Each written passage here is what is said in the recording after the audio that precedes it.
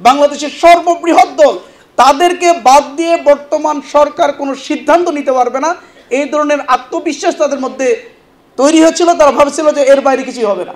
ইশরাক ইস্যুতে তাদের যে দাম্ভিকতা, তাদের যে অহংকার তৈরি হয়েছিল, যে তোমরা বলেছ যে যমুনা রে যমুনা, আমরা কিন্তু যাবো না, যেতে হয়েছে। শাহবাগে তারা যে কাজটি করেছে, 2 সপ্তাহব্যাপী যে ষড়যন্ত্রে তারা মেতে উঠেছিল, তারা ভেবেছিল যে এখানে আন্দোলন সংগ্রামের মধ্য দিয়ে নিরপরাধ শিবিরকে এখানে সম্পৃক্ত করে শিবিরের উপর একটা কালিমা তারা তৈরি করতে চেয়েছিল। আল্লাহ সেখানেও তাদেরকে পরাজিত করেছে। খালি হাতে শাহবাগ থেকে তাদেরকে ফিরে যেতে হয়েছে। এমন একটি সমাজ, এমন একটি পৃথিবী আসছে, এমন একটি পরিবর্তন আসছে, যেখানে গভীর রাত্রিতে একজন নারী সুন্দর রমণী হেঁটে যাবে, তার সম্ভ্রম হারির কোনো সম্ভাবনা থাকবে না। সবাই শুধুমাত্র আল্লাহকে ভয় করে তার কাছ থেকে বিরত থাকবে। এমন একটি যুগ, এমন একটি সময়, এমন একটি সমাজ, এমন একটি পরিবর্তন আসছে, যেখানে লক্ষ কোটি টাকা নিয়ে একজন ব্যবসায়ী গভীর অন্ধকারে একাকী পথ চলবে, তার সম্পদের দিকে কেউ তাকানোর সাহস পাবে না। সবাই শুধুমাত্র আল্লাহ রাব্বুল আলামিনকে ভয় করবে।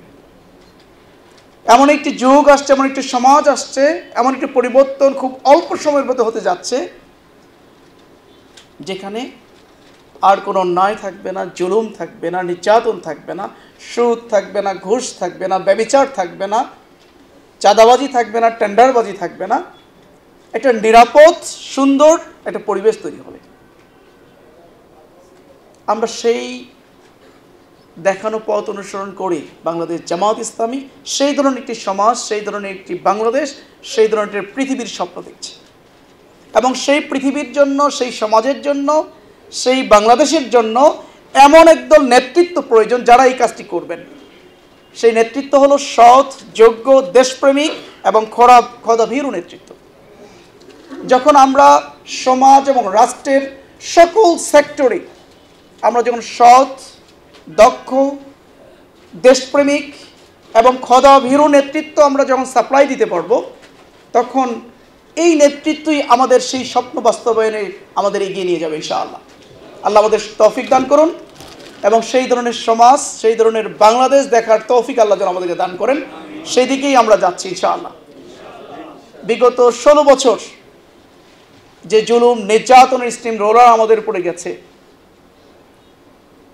যত নেতৃবৃন্দ সহ যত আমাদের জনশক্তি আমাদেরকে হারাতে হয়েছে, এক এক করে কেউ ফাঁসির মঞ্চকে আলিঙ্গন করেছেন, কাউকে গুম করে হত্যা করা হয়েছে, কাউকে গুলি করে হত্যা করা হয়েছে, কাউকে নানা কৌশলে আমাদের বহু নেতাকর্মীদেরকে শহীদ হতে হয়েছে, অসংখ্য নেতাকর্মীদেরকে পঙ্গুত্ব বরণ করতে হয়েছে, অসংখ্য নেতাকর্মীদেরকে জেলের মাসের পর মাস, বছরের পর বছর জেলখানায় থাকতে হয়েছে, নির্যাতনের শিকার হতে হয়েছে।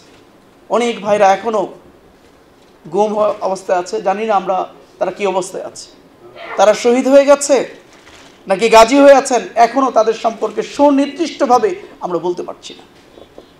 এই বিশাল এক জুলুম, নির্যাতন স্তর পেরিয়ে আল্লাহ রাব্বুল আলামিন এমন একটি পরিবেশ আমাদেরকে দিলেন, এমন একটি সুযোগ আল্লাহ রাব্বুল আলামিন দিলেন, এই সুযোগকে কাজে লাগিয়ে আমাদের চূড়ান্ত মঞ্জিল আমাদেরকে পৌঁছাতে হবে। আলহামদুলিল্লাহ, একের পর এক আল্লাহ রাব্বুল আলামিন আমাদের কিন্তু একটার পর একটা স্টেজের মধ্য দিয়ে আল্লাহ রাব্বুল আলামিন সেই দিকে আমাদেরকে নিয়ে যাচ্ছেন। আপনি 16 বছরের পরে 5ই আগস্টের গণঅভ্যুত্থান, সেই জায়গায় জামায়াত এবং ছাত্র শিবিরের ভূমিকার কারণে জামায়াত এবং ছাত্র শিবিরের মর্যাদা আল্লাহ রাব্বুল আলামিন বাড়িয়ে দিয়েছেন সর্বত্রই, দেশের মানুষের কাছে। এবং দেশ পরিচালনার কি পয়েন্ট যেগুলো, সেই জায়গায় জামায়াত ইসলামীর ভূমিকার কারণে, ছাত্র শিবিরের ভূমিকার কারণে জামায়াত এবং ছাত্র শিবিরের মর্যাদা এবং সম্মান অনেক উপরে উঠে গেছে। এর পরবর্তী সময় 5 আগস্টের পরবর্তী সময় আমাদের দেশ গঠনে 5 আগস্ট জুলাই গণ অভ্যুত্থানের সাথে সম্পৃক্ত আহত এবং শহীদ ফ্যামিলিদের জন্য আমাদের কাজ, সন্ত্রাস, দুর্নীতি, চাঁদাবাজিদের বিরুদ্ধে আমাদের অবস্থান, সব কিছু মিলিয়ে দেশের আপামর জনতার কাছে জামায়াত ইসলামীর বর্তমান অবস্থাটা আলহামদুলিল্লাহ, আলহামদুলিল্লাহ। এই জন্যই বাংলাদেশের মানুষ এখন একটা নতুন পরিবর্তনের স্বপ্ন দেখছে জামায়াত ইসলামীকে ঘিরে। সব দল দেখা শেষ, এবার জামায়াত ইসলামীর বাংলাদেশ সর্বত্র একটা রিক্সা চালক থেকে নিয়ে শুরু করে সর্বত্রই একই ধরনের স্লোগান আমরা শুনছি। আল্লাহ রাব্বুল আলামিন আমাদেরকে তার চূড়ান্ত মঞ্জিলের দিকে নিয়ে যাচ্ছেন, এটি তার লক্ষণ।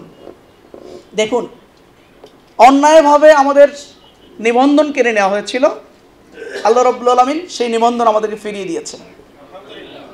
যখন নিবন্ধন আমরা ফিরে পাচ্ছি, এই ধরনের একটা আত্মবিশ্বাস আমাদের মধ্যে তৈরি হয়ে গেছে, কিন্তু আমাদের প্রতীক আমরা ফিরে পাবো কিনা এটা নিয়ে আমরা নিশ্চিত ছিলাম না, এটা আশঙ্কার মধ্যে ছিলাম। আল্লাহ রাব্বুল আলামিন সেই আশঙ্কা থেকেও আমাদেরকে মুক্ত করেছেন। সেই জায়গায় আল্লাহ আমাদেরকে বিজয় দিয়েছেন, শুধু নিবন্ধন না, প্রতীক সহ তো আমাদেরকে ফিরে দিব। আলহামদুলিল্লাহ, আমাদের ন্যায় এবং ইনসাফের প্রতীক আমরা ফিরে পেয়েছি। এটি মাজহারুল ইসলাম ভাই, আমাদের প্রাণপ্রিয় নেতা, শুধুমাত্র আল্লাহ রাব্বুল আলামিন তাকে মুক্ত করেন নাই, তাকে মুক্ত করার মধ্য দিয়ে ইতিপূর্বে যত মামলা আমাদের নেতৃবৃন্দের বিরুদ্ধে হয়েছিল, যে অন্যায় আদালতের ঘাড়ে বন্দুক রেখে তাদেরকে যে রায় দিয়ে ফাঁসির মঞ্চে নিয়ে গিয়ে তাদেরকে শহীদ করেছিল, সেই মামলাগুলোও প্রমাণিত হয়েছে এই মামলাগুলোর রায় ছিল ন্যায়ভ্রষ্ট রায়। এই আজহার ভাইয়ের রায়ের মধ্য দিয়ে ইতিপূর্বের রায়গুলোকেও ন্যায়ভ্রষ্ট রায় হিসেবে এদেশের মানুষ চিহ্নিত করেছে, বিচারালয় চিহ্নিত করেছে।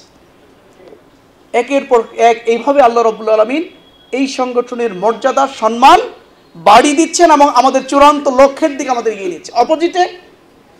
অপর দিক আপনি যে একটু চিন্তা কম্পেয়ার করেন যে আল্লাহ রাব্বুল আলামিন কত সম্মান মর্যাদার জায়গা আপনাকে নিচ্ছেন, আপনি যদি অন দ্য আদার হ্যান্ড অপর দিকে যদি তাকান, তাহলে দেখবেন যে বিপরীত আমাদের প্রতিদ্বন্দ্বী শক্তি আফটার অভ্যুত্থান, তাদের অভ্যুত্থানের সময় তাদের ভূমিকা, অভ্যুত্থানের পরবর্তী সময়ে তাদের এখন পর্যন্ত ভূমিকা, তাদের প্রতিদিন শুধু negative point, negative negative negative. তারা ভেবেছিল তারা একটা অনেক বড় শক্তি, বাংলাদেশের সর্ববৃহৎ দল, তাদেরকে বাদ দিয়ে বর্তমান সরকার কোনো সিদ্ধান্ত নিতে পারবে না, এই ধরনের আত্মবিশ্বাস তাদের মধ্যে তৈরি হয়েছিল। তারা ভাবছিল যে এর বাইরে কিছুই হবে না, কিন্তু আপাত দৃষ্টিতে আমরা দেখলাম যে না, তাদের এই অহংকার, তাদের এই দাম্ভিকতা আল্লাহ রাব্বুল আলামিন চুরমার করে দিয়েছে একের পর এক ঘটনা দিয়ে। দেখুন, ইশরাক ইস্যুতে তাদের যে দাম্ভিকতা, তাদের যে অহংকার তৈরি হয়েছিল, আল্লাহ রাব্বুল সেখানেও তাদেরকে সেই অহংকার চুরমার করে দিয়েছে। যে তোমরা বলেছ যে যমুনা রে যমুনা, আমরা কিন্তু যাবো না, যেতে হয়েছে খালি হাতে, তাই না? খালি হাতে যেতে হচ্ছে। ইয়েতে সাম্য হত্যা বিষয় নিয়ে শাহবাগে তারা যে কাজটি করেছে, 2 সপ্তাহ ব্যাপী যে ষড়যন্ত্রে তারা মেতে উঠেছিল, তারা ভেবেছিল যে এখানে আন্দোলন সংগ্রামের মধ্য দিয়ে নিরপরাধ শিবিরকে এখানে সম্পৃক্ত করে শিবিরের উপর একটা কালিমা তারা তৈরি করতে চেয়েছিল। আল্লাহ সেখানেও তাদেরকে পরাজিত করেছে। খালি হাতে শাহবাগ থেকে তাদেরকে ফিরে যেতে হয়েছে। তারা ভেবেছিল তাদের সম্মতি ছাড়া, তাদের সিদ্ধান্ত ছাড়া আওয়ামী লীগ নিষিদ্ধ হবে না। আল্লাহ রাব্বুল আলামিন তাদেরকে বাদ দিয়ে বাংলাদেশে আওয়ামী লীগ নিষিদ্ধ করেছে। এইভাবেই একের পর এক আল্লাহ রাব্বুল আলামিন তাদেরকে অপমানিত করেছেন, অপদস্থ করেছেন। অপরদিকে আল্লাহ রাব্বুল আলামিন জামাত ইসলামীকে সম্মানিত করেছেন, মর্যাদার জায়গায় নিয়ে যাচ্ছেন। এজন্য আলহামদুলিল্লাহ, সুম্মা আলহামদুলিল্লাহ, আল্লাহর বেশি বেশি শুকরিয়া আদায় করতে হবে। এবং আগামীর দিনগুলো যে সম্ভাবনার দিন, আগামীর দিনগুলো যে আমাদের জন্য বিজয়ের দিন, এটা মনে রাখতে হবে। সেই বিজয়ের জন্য আমাদের লড়তে হবে, সংগ্রাম করতে হবে, আমাদের প্রস্তুতি নিতে হবে ইনশাআল্লাহ। আল্লাহ আমাদের সহায় হন, আমাদের সাহায্য করুন।